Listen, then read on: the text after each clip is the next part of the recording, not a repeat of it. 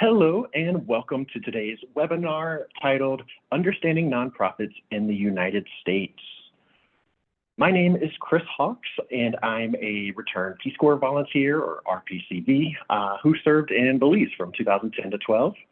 And today I have the pleasure of being joined by Kaisa Lightfoot, who is a nonprofit management professional in Western Washington State.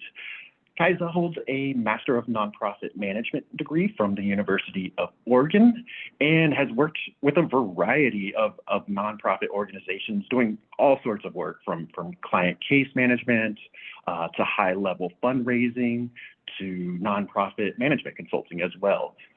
And then for the last 5 years, Kaisa has been a fundraiser for KNKX Public Radio, an NPR affiliate station serving Western Washington. So Kaisa, thank you so much for being here with us today and welcome. Thank you so much, Chris. Yeah, go Ducks. Hi, Rick. So I am really happy to be with you all today. My service journey actually started when I was 16 and a program participant in an environmental conservation nonprofit called the Conservation Corps of Minnesota. It was aimed at getting young people involved in conservation work throughout the state of Minnesota, where I'm from. And I fell in love with the service aspect of the work and really looked up to the AmeriCorps members who led those groups.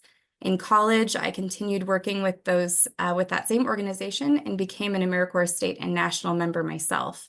I did that during my college summers, and then when I graduated in 2012 with a degree in social justice, became an AmeriCorps Vista member for an Indigenous-led organization in northern Minnesota called the White Earth Land Recovery Project. I had an incredible time there, learned so much, and have continued to stay connected with that community. Since then, as Chris said, I've worked with a variety of nonprofit organizations doing all sorts of work, but it really all started when I was 16 and so deeply inspired by those AmeriCorps members who were passionate about their service. So thank you, each of you, for choosing to serve. You are likely planting more seeds than you even realize. Thanks so much, Kaisa. And we're going to hear much more from Kaisa in just a second. But first, just want to note that during our time together, we'll cover information that will, of course, help you understand nonprofits in the United States. That's the topic. I note that because this webinar is actually a companion to two new e-learning courses that were posted on the Vista campus recently, exploring nonprofits in the U.S. So we'll drop a link in the chat to that. You aren't expected to have taken those courses, but they are good companion pieces. We encourage you to check them out if you haven't after this webinar, and we hope that through the the online courses and complemented by the content in this webinar, that we'll have the opportunity to learn more about this complex and important topic in the Vista community. So did want to note the e-courses, please check those out. And just kind of looking at our agenda. So today we'll begin by introducing nonprofits. We'll go into defining nonprofits and specifically how they are different than the for-profit organizations.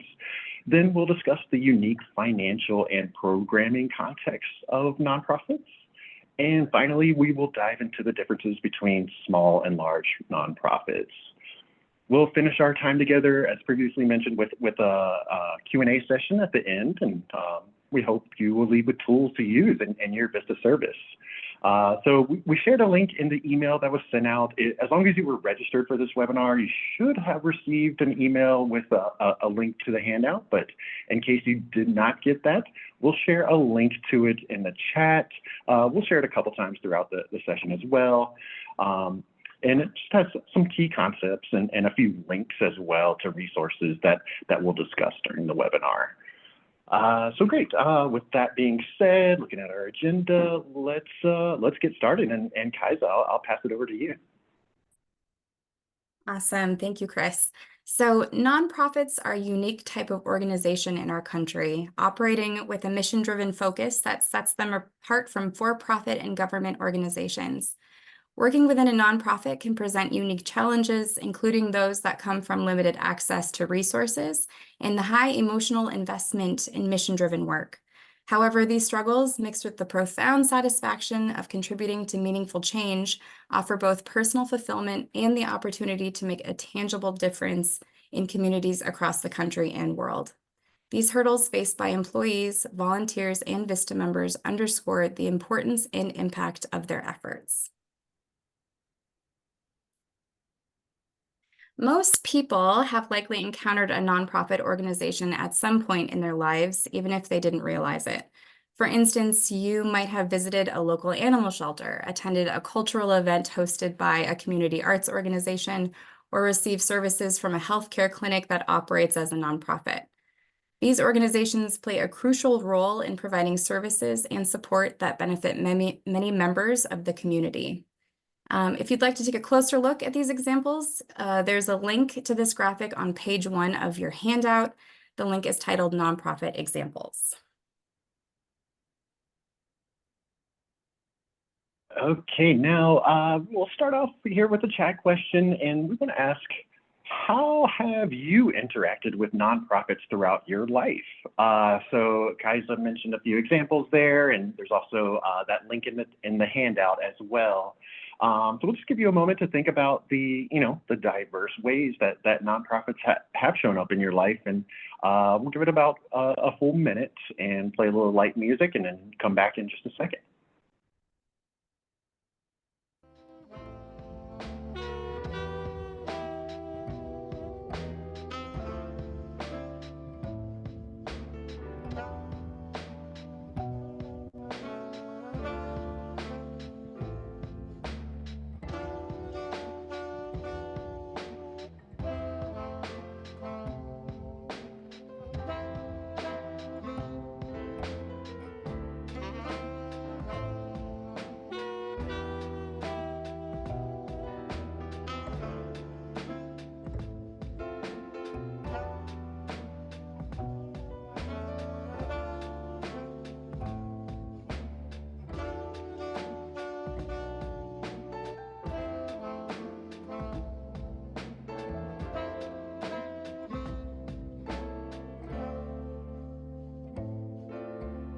Really great coming in. Thank you so much, everyone.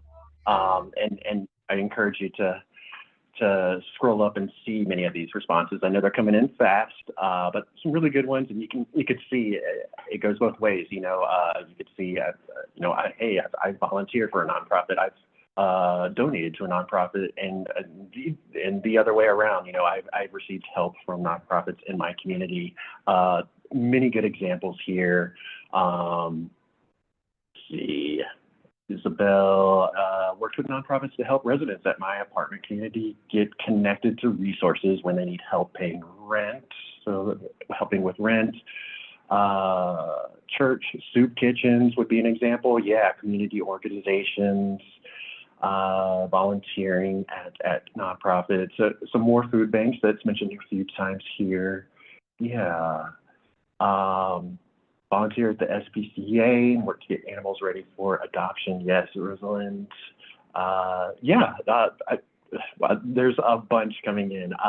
Definitely encourage you to scroll through, and guys, I'll just pass it to you. Any standing out? I know there's a lot of good responses here, but I want to give you the opportunity in case you wanted to point any out that you noticed.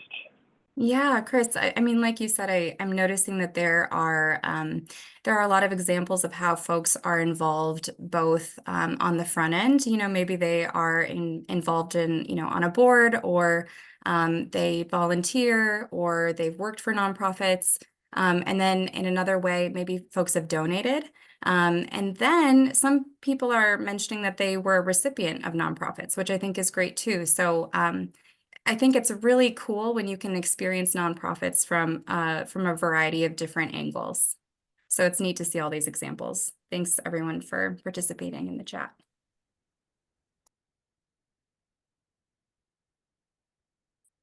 All right, so nonprofit and for-profit organizations vary in how they are structured. Folks mentioned this in the chat a little bit before.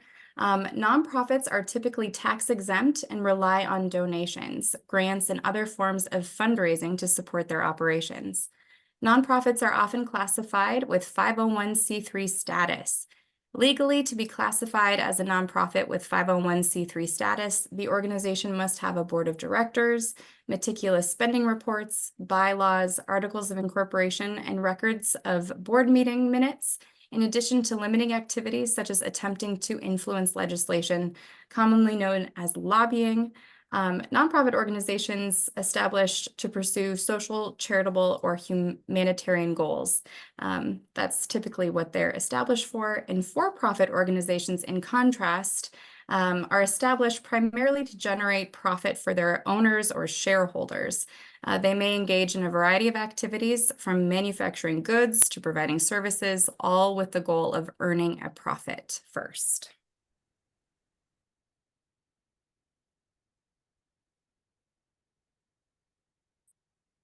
Nonprofits are distinct organizations that have their own strengths, weaknesses, and motivations. They often emerge from and exist as a part of what are known as the four failures, which are market failure, government failure, contract failure, and voluntary failure. These failures highlight scenarios where neither the private sector nor government agencies can effectively address certain needs or issues, creating a niche where nonprofits can step in.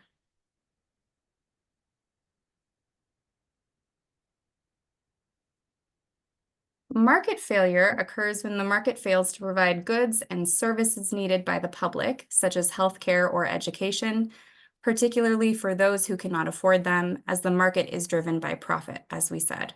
So, for example, an area might have private internet service that not every resident can afford, so a nonprofit may offer a free or low-cost internet center.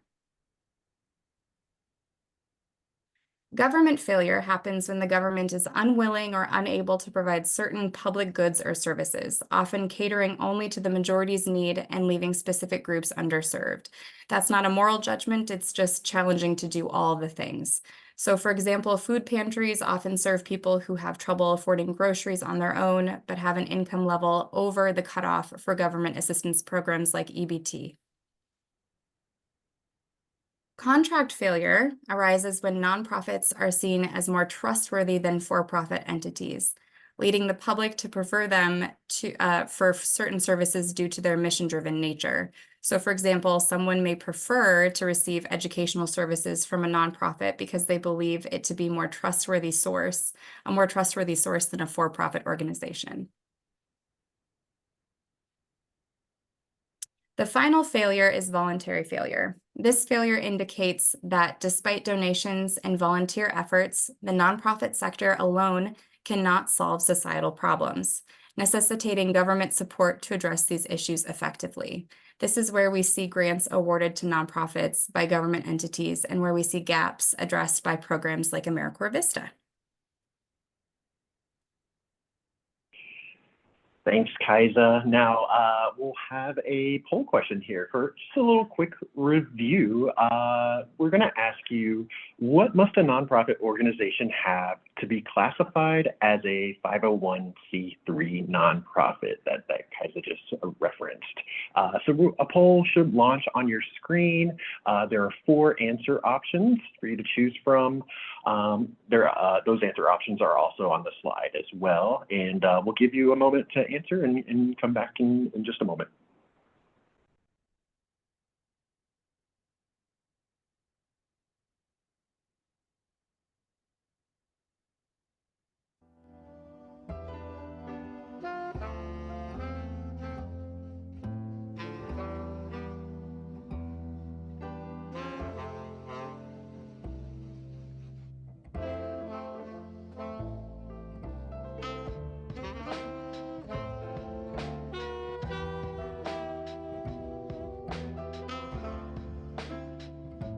It looks like most everyone has responded, but I still see a few trickling in. So final call. Yeah, there's some more coming. So yeah, give it about 5 more seconds. Okay, let's close it out and take a look at the answers. So the correct answer here is what many of you got correct is A, the organization must have a board of directors. They must also have bylaws, regular meetings, and keep meticulous spending reports. So great job on that, 90% getting that correct. So that's really great.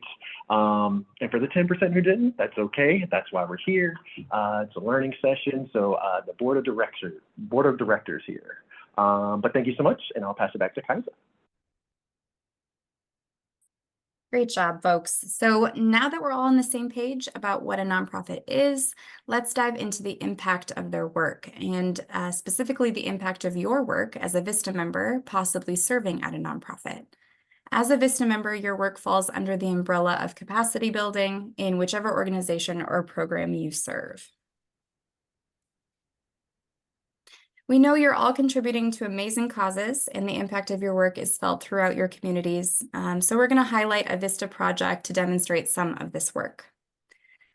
The AmeriCorps VISTA Boys and Girls Club of Hawaii project focuses on enhancing education and economic development for Native youth.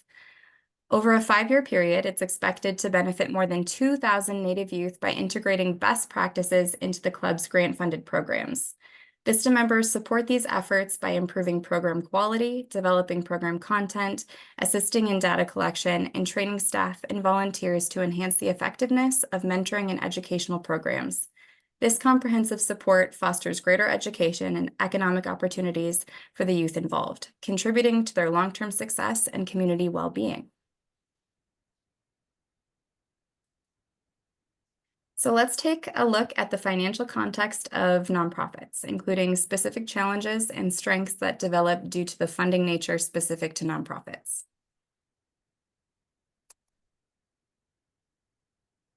Nonprofits differ financially from for-profit companies in many ways, one of which is the way that they generate revenue. To explain this, I'll offer some insight from this Stanford Center on Philanthropy and Civil Society. They explain, for example, that when a for-profit business finds a way to create value for a customer, it has generally found its source of revenue. The customer pays for the value. However, when a nonprofit finds a way to create value for a beneficiary, for example, integrating prisoners back into society or saving an endangered species, it has not identified its economic engine. That's a separate step. So the nonprofit then must account for their source of funding separately from the value that they generate within the community or world.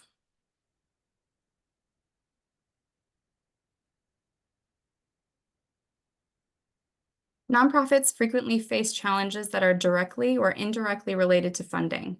VISTA members make a huge difference helping nonprofits with funding challenges. In 2023, VISTA members raised over $120 million in cash and in-kind resources for nonprofits. In-kind refers to donated goods or items. It's a non-cash donation. So underfunding is one of the first that we'll talk about. Sometimes nonprofits need to function with less money than they need to thoroughly address the community problems that their mission focuses on. Underfunding influences many of the other funding challenges that we will discuss. The next is fluctuating funding. In addition to underfunding, fluctuating funding can be a huge challenge to nonprofits, especially to smaller organizations.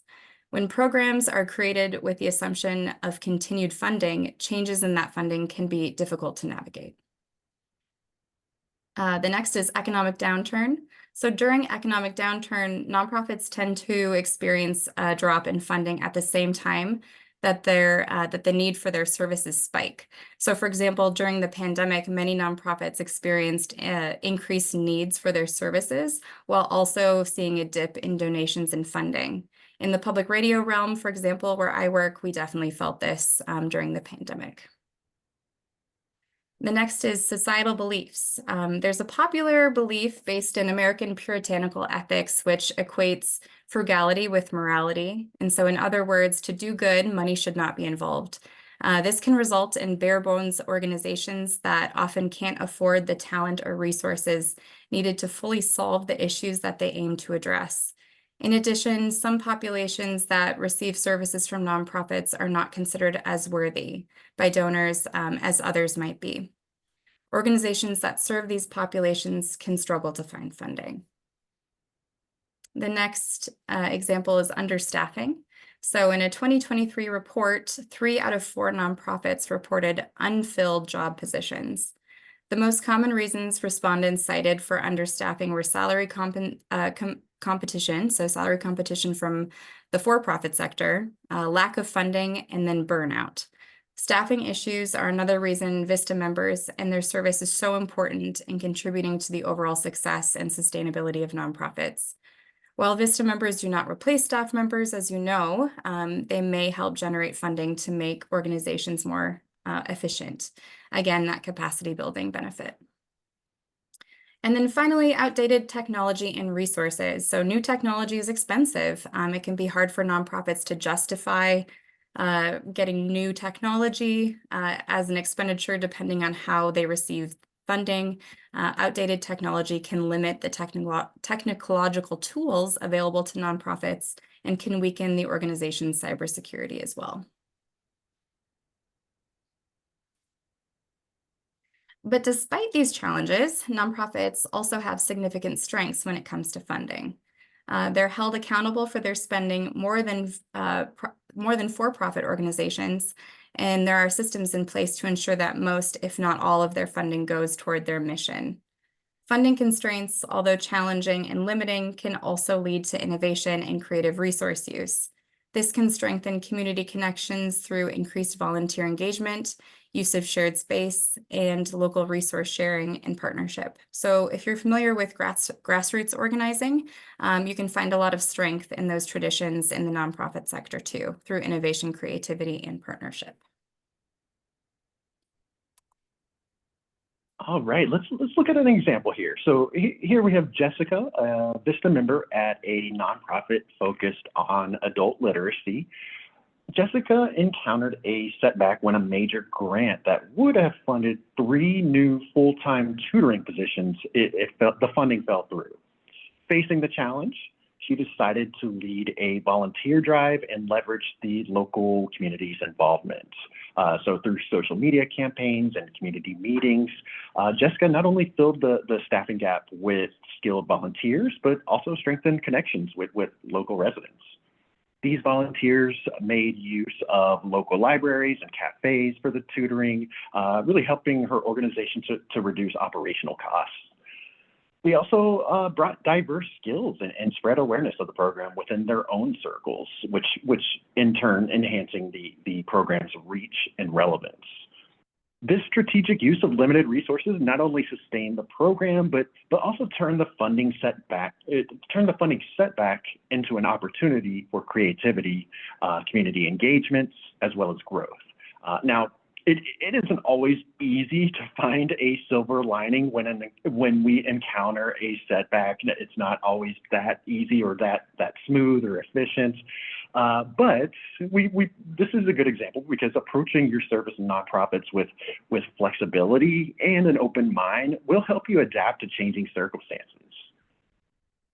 And that leads to our next chat question. So we want to ask you and hear from you, how has your organization overcome a funding challenge?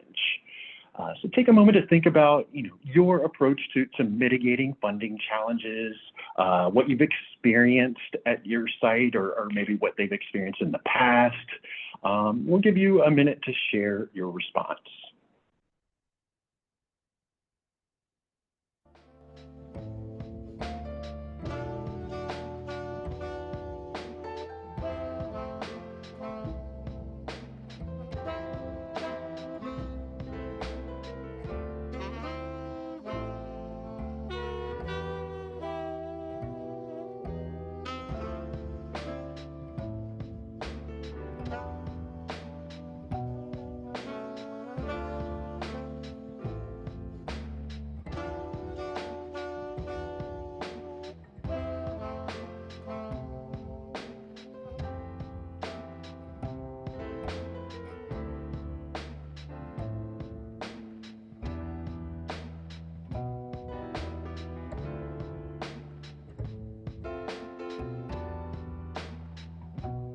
Give it about 10 more seconds.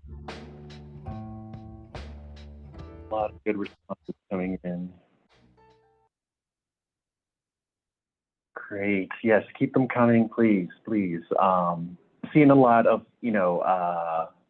reaching out to the community or to stakeholders in general for assistance when this occurs. It seems like that's helped. And if you have that good relationship with your stakeholders and your community, that can help when those setbacks occur. Absolutely, absolutely.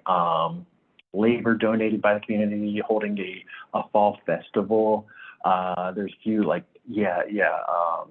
fundraising events to help out in situations like this that may be able to close the gap on some of the funding. Great grants and donations. So yeah, I guess you would look out to if funding challenge came through, you can look for a grant in a different area maybe to assist. Holding an upcycled event to raise funds. So yeah, and that including I've seen a few other fundraisers, events to reach out to the community, and the community gives back in that regard. And Kaisa, I'll turn it to you. I know there's a bunch of responses here. I'm still scrolling through, reading, but yeah, any stand out to you? Yeah, I love seeing the creativity because it's true. Sometimes in nonprofit work, we have to be scrappy about our funding. It's not, I saw one person say that they didn't have to solicit, people just kind of give. That's amazing when that happens. But often that doesn't happen. I saw other folks mention, cutting programs or cutting employees. And I think that that's the hard other side, and that's the hard reality of this work sometimes is that sometimes the funding doesn't come in. But I really appreciate seeing the creative responses that are unique to each nonprofit, because it's not one size fits all. There's not an event that every nonprofit can have that will be a successful fundraiser. But depending on what your organization needs for programming, for just, keeping the lights on, I think there are some really creative ways that that different organizations can raise money. So it's great to see those examples. And I just want to say too that we can't help the systems that we exist within, right? I mentioned the puritanical beliefs. I mentioned, the expectation sometimes that nonprofits operate on a shoestring budget. We can't help that we live in a capitalist society, right? But we can be creative. We can lean on each other in partnerships as much as we can. So I think these are wonderful examples of that. Thank you for sharing. Okay.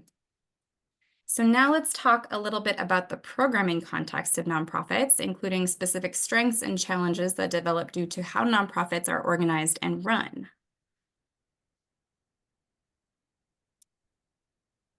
So as we mentioned earlier, in order to establish 501c3 exempt status, all nonprofits have a board of directors that has at least 3 members that meet at least once annually. And that's at least. That's not typical. Usually organizations have more board members and they meet more frequently than that. Nonprofits are accountable to a wide range of stakeholders, including donors, beneficiaries, regulatory bodies of government, and the public. This requires transparent and detailed reporting on how funds are used and the impact of their programs. Programming decisions must consider the expectations, timelines, and needs of these stakeholders.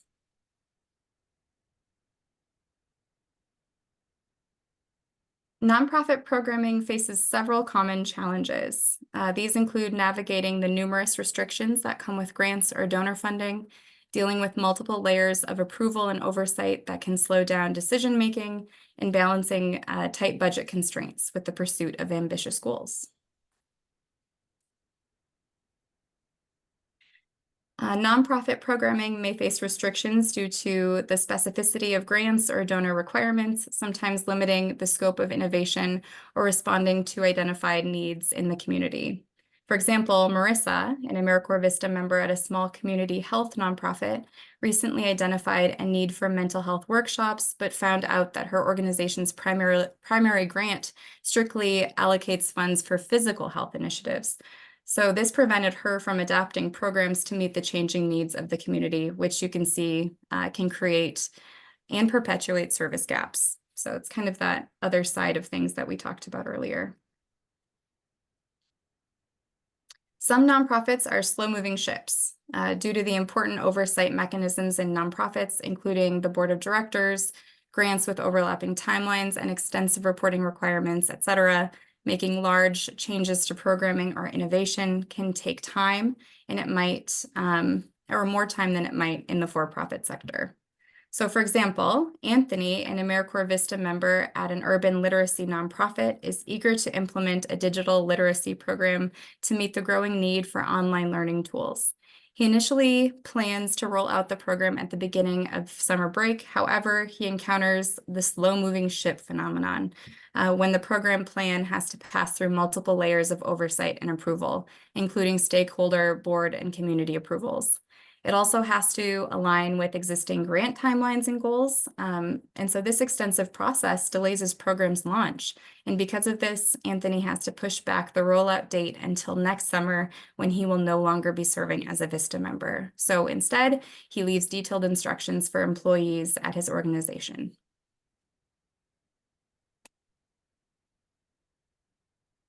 Funding can influence programming decisions, often requiring alignment with the goals and criteria of funders. We've talked about this a little bit so far, but resource allocation must balance effectiveness in achieving mission goals with the necessity of operating within budget constraints, often leading to a focus on cost efficiency and sustainability. As another example, Alex, an AmeriCorps Vista member at an environmental advocacy group, wants to organize a series of cleanup events throughout their city's heavily polluted waterway. However, they quickly face challenges when they calculate the cost of this ambitious plan. Alex has significantly scaled back their project and decides to focus on the two most heavily polluted areas instead of the entire waterway. Although the original project isn't possible, they're still able to contribute to the nonprofit's mission within budget constraints. And that will lead to our next chat question. We want to hear from you. How are you able to serve the population that you work with despite of a programming challenge? So last time we were looking more, at funding, but here as a programming challenge, how have you been able to serve the population you work with? So we'll give you a moment to enter into the chat ways to overcome programming challenges, and we'll come back in just a moment.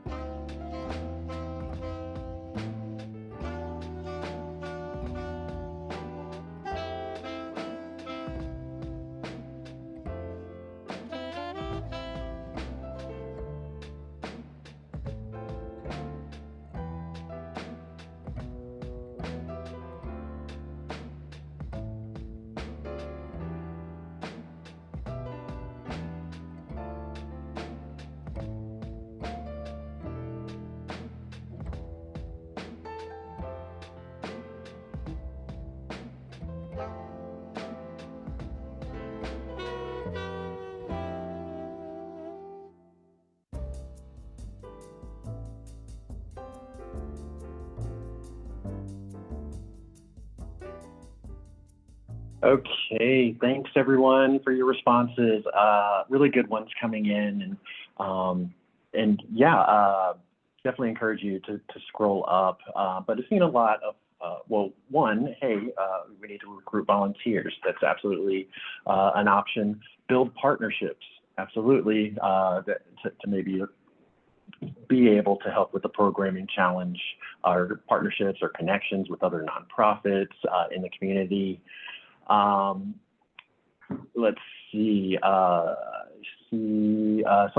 Rosalind, sometimes an army of one, just the truth and nature of a nonprofit. In this, yeah, Rosalind, this involves a lot of the other responses here, where many are mentioning, scaling back, which is sometimes, yeah, the truth. Use of multimedia, yes, Kira. More scaling back, more recruiting volunteers, yes. Kaisa, pass it to you. See what stands out on your end.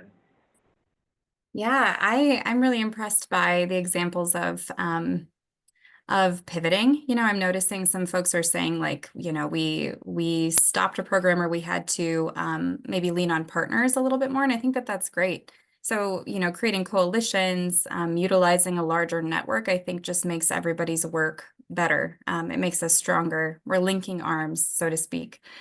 So I like to see that.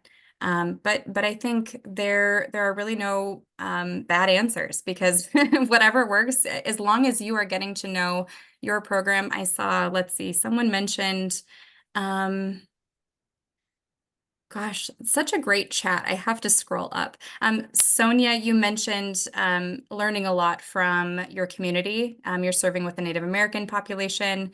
And I think that that's great. Like making sure that you are really understanding the program needs of your community and your organization is huge. So I think starting there and then seeing what you can do, right sizing your expectations and really leaning on other organizations and creating partnerships and networks. That's great. Okay. So programming strengths. There are valuable programmatic strengths that arise from working within nonprofits. So let's dive into those. We've talked a lot about the challenges, but we have a lot to say about the strengths as well. Nonprofits are scrappy about creating partnerships, and this involves partnering with and incorporating community input into their programs.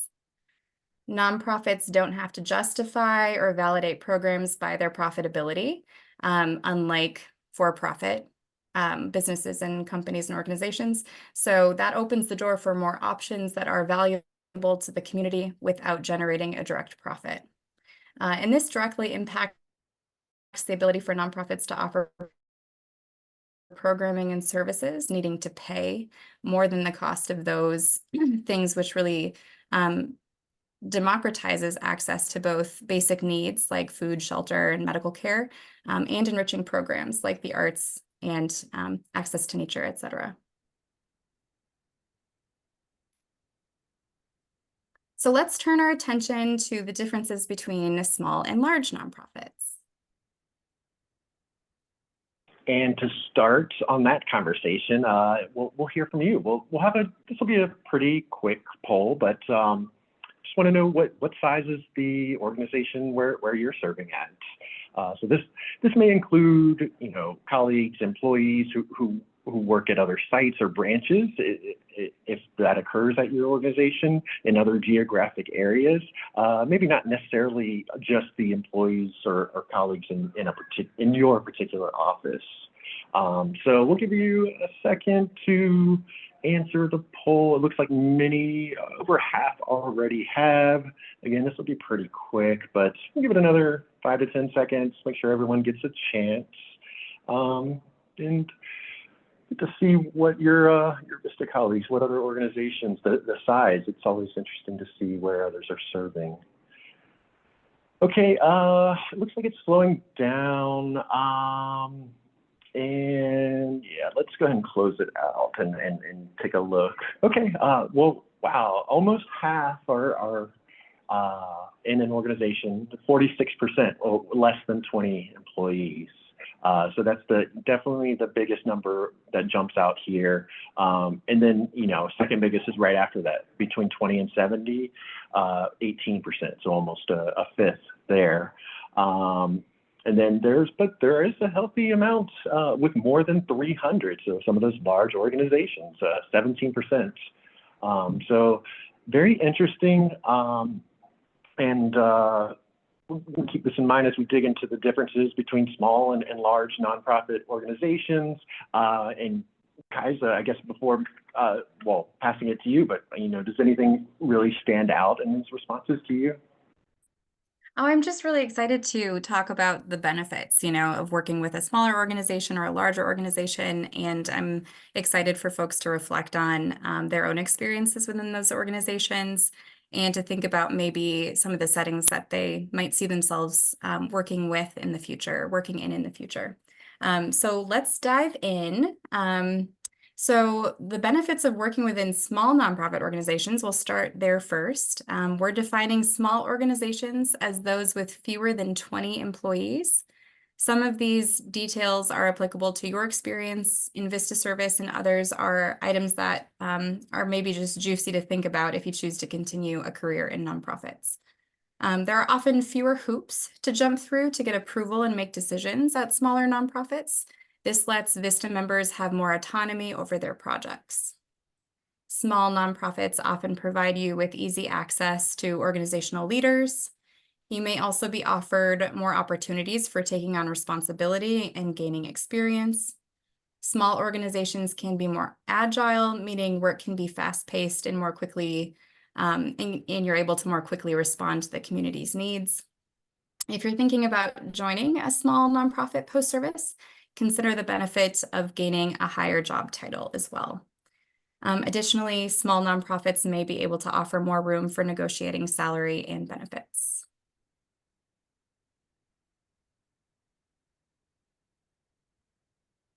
So for example, Mia is a Vista member at a small community health nonprofit. With just 12 staff members, she has direct access to the executive director, who provides mentorship and allows her substantial autonomy in developing a new health education initiative. The project aims to increase health literacy in underserved urban areas through workshops and direct community engagement. Mia's ability to make quick decisions and adapt the project's focus in response to immediate community feedback increases the program's effectiveness and enriches her skills in project management and stakeholder communication. Her experience in a small organization context allows her to see the direct results of her efforts, fostering a connection with the community that she serves. That was my experience serving with the Wet Earth Land Recovery Project. It was a small organization. I had more autonomy than other people that I was serving, that I knew who were serving at the same time in larger organizations. So in comparison, let's go over some of the benefits of working within larger organizations. And so here we're defining large organizations as those with 100 or more employees. Some of these details are applicable to your experience in your Vista service, and others, again, are just for you to think about if you choose to continue a career in larger nonprofits. So large nonprofits often provide more resources and stability. They're more likely to have open positions that allow you to join the organization post-service. If you do so, they may also provide more opportunities to climb the ladder and advance your career. More people working at a nonprofit means that more people are moving, they're leaving, they're moving jobs, so that means more opportunities for you to grow potentially. Large nonprofits also allow for more specialization, meaning you don't always need to wear multiple hats. More resources and larger organizational structure allow large nonprofits to have dedicated staff for things like HR, tech support, and fundraising. Some of you, I noticed Shoba in the chat, you mentioned that you had volunteered in the past as a graphic designer. So you might really enjoy graphic design, but larger nonprofits probably have somebody in-house to do that kind of thing. So I would assume, Shoba, that you probably volunteered with a smaller nonprofit, which was, I'm sure, such a great benefit to them.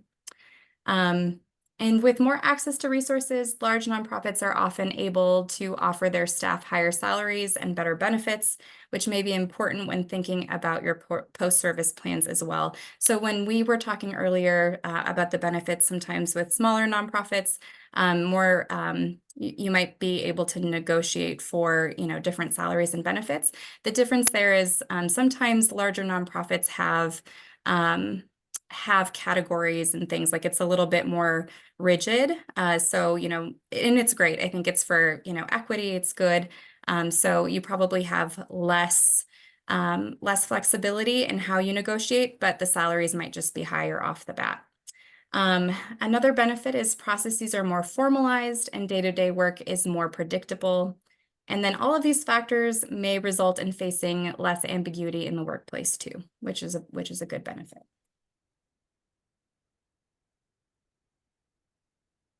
So an example of somebody working within a larger nonprofit, Paul is a Vista member serving at a large environmental nonprofit that focuses on reducing water and air pollution. With over 250 staff members and multiple specialized departments, Paul can focus exclusively on his project, developing educational materials for schools to promote environmental awareness in his county. The availability of extensive resources, including a dedicated graphics team and access to new technology, enable Paul to produce high-quality, impactful educational content. Further, the structured environment means that roles are clearly defined, which allows Paul to specialize without the distraction of unrelated duties, those multiple hats. So this specialization helps him to develop expertise in environmental education, a foundation that he can build upon in his future career. You can see how both Paul and Mia enjoy the advantages of collaborating within different size organizations.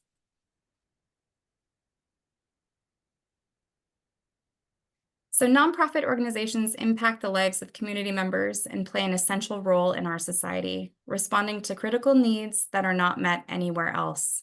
Your VISTA service directly aids in strengthening the capacity of nonprofits, which amplifies and sustains their impact. In other words, your service deeply matters. And that takes us to our final chat question. We want to know, especially those of you who are serving in nonprofits, which we know many of you are, but not every VISTA member serves at a nonprofit. But we want to know, for those at nonprofits, what is one way your organization impacts the community? Let's look at the impact. So please share in the chat. We'll give you a moment to do so and come right back.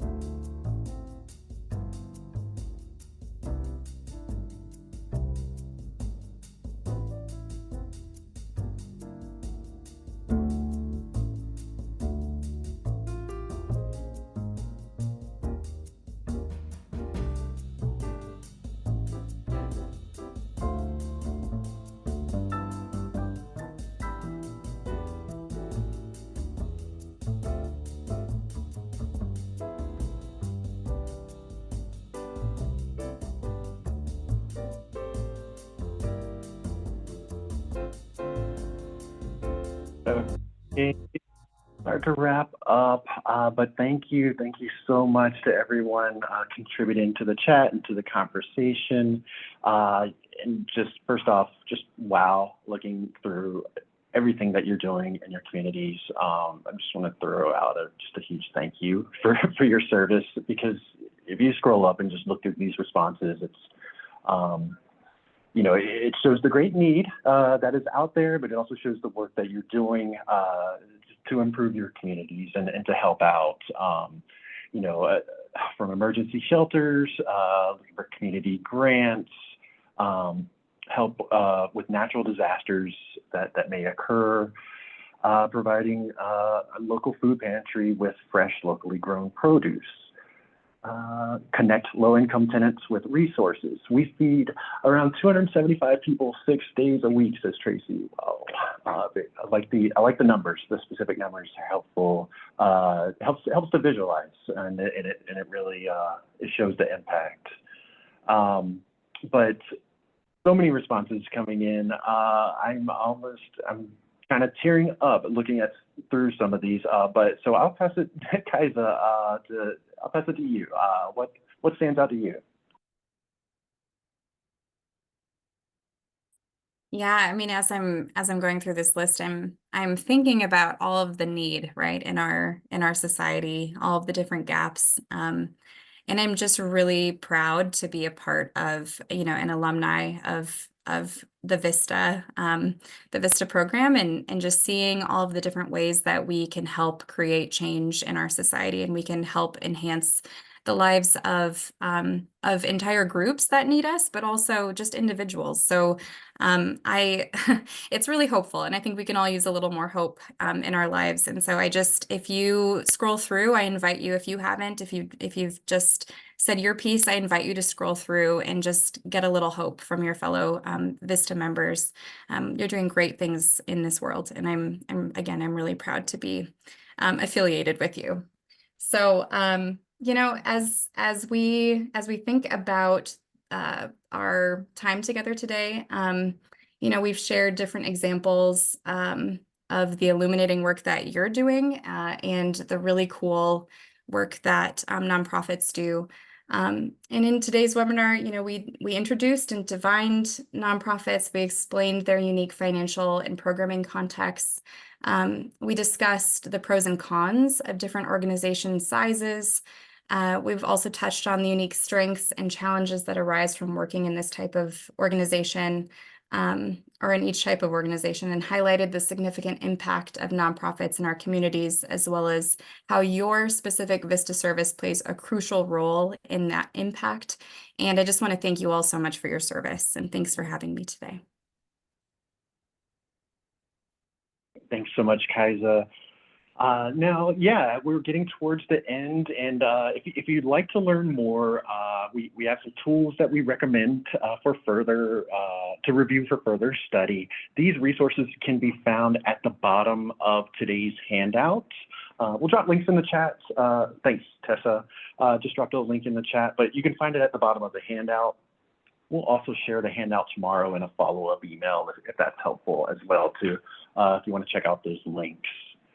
Also, we'd love to shift gears and ask that you offer your feedback on the webinar. We'd love to hear your input. It truly is helpful to see what works for you and what didn't. And also, if you have recommendations for future topics, we're always open to ideas. So we encourage you to check out the survey and let us know. And we'll drop a link in the chat. Tessa just did to the survey. It may pop up in your browser as you exit out of Zoom as well. But thank you in advance for your feedback on this. And we have a few moments left. We do have a space here for Q&A. And I do not see a question in the Q&A. And it makes me think that, my laptop is lagging, because I don't know if that's ever happened on any of our webinars. So we have a moment or two if you have a question to enter it into the Q&A. Maybe I'll just throw you a curveball, Kaisa. And this is, I'm just kind of stalling until we get a question in here. What's the most common question that you receive about nonprofits? Or is there one common question, or is it you can't even define that? Yeah. Well, I think that's a good question. I don't know. I think one of the biggest misconceptions about nonprofits is that they can only be volunteer run. I've talked about this a little bit, but Dan Pallotta has a lot of really good work out there. You might have heard of Uncharitable. It's a movie, but it was a book. It's a really great TED Talk. And it talks a lot about what nonprofits really actually need to be successful. If we're really serious about solving the problems we aim to solve, we need money. Like I said, we operate in a capitalist society. We need money if we're going to actually make things change. And so that's why I got into fundraising. So we can't, when we think about overhead, when we think about, the money for the lights, the money for the people, the money for the marketing and the fundraising, it's very important. So I think that might be the biggest misconception about nonprofits, is that we actually do we do need money, unfortunately, to solve the issues we aim to solve. But I see some other good questions in here too. Yeah, thanks, guys. And a few questions did come in. I don't know if we'll be able to get to them all, but we can certainly address one. Let's see. Are there any good guides to starting a nonprofit? And if you start the nonprofit, can you be an employee? Oh, that's a great question. Yes, you can. You can be an employee. In fact, a lot of folks, when they start a nonprofit, they continue serving as the executive director. But there's something called like founder syndrome, which which has been studied, which is that perhaps the organization, because once you start a nonprofit, it's not like a small business. You don't get to have the say.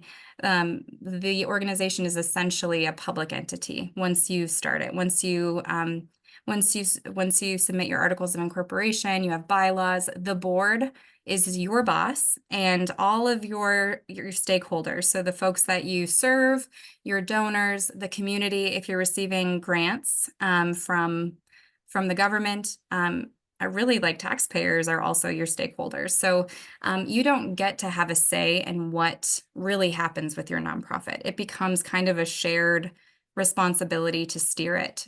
Whereas I think a lot of folks, when they start nonprofits, they kind of have this vision about how it's going to work.